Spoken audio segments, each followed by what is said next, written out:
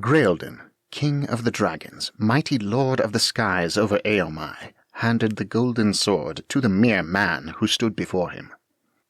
"This one thing will I give thee." His voice thundered eerily in the huge cavern, resounding off the walls and shaking the floor. The words sounded strange coming off his tongue, for dragons are not accustomed to speaking with men.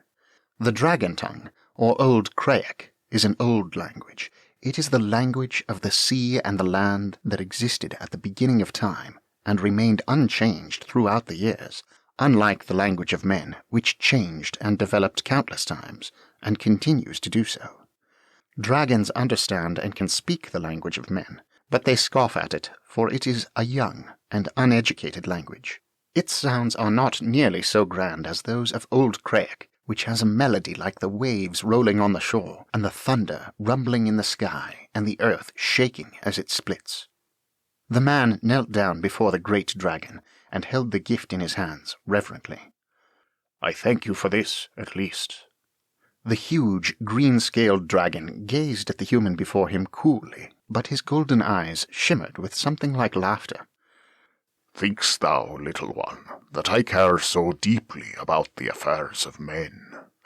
Think'st thou that I would come to thy aid and breathe fire upon thy enemies for thee, vanquishing them?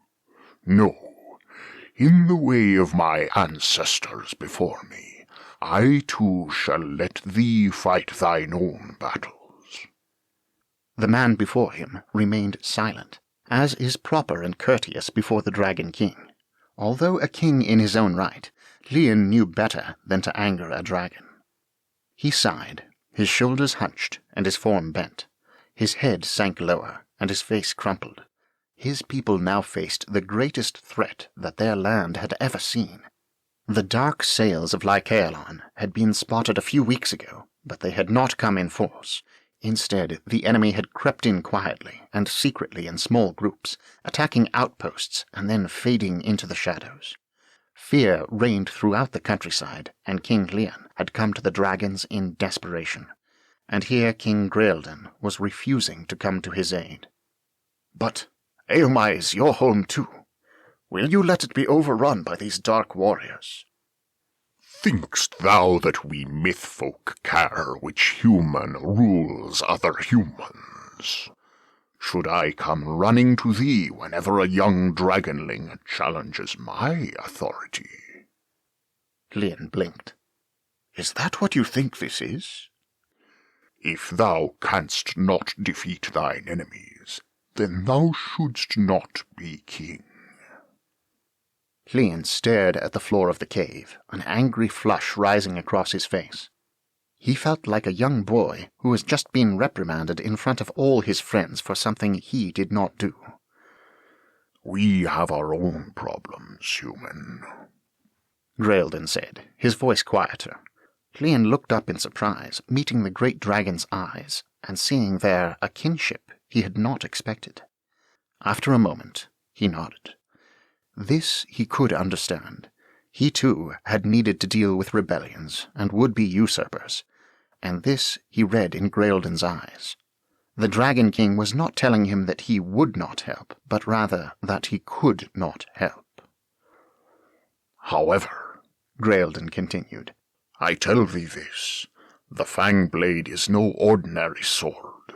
Its deadly blade was formed from one of my own great teeth, and the handle was created from one of my own silver scales, and in its forging it was imbued with dragon magic.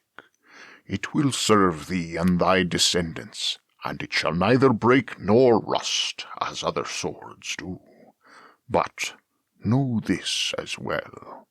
The sword has a will of its own, and it does not grant its holder magic, but only brings out what is deep within him already.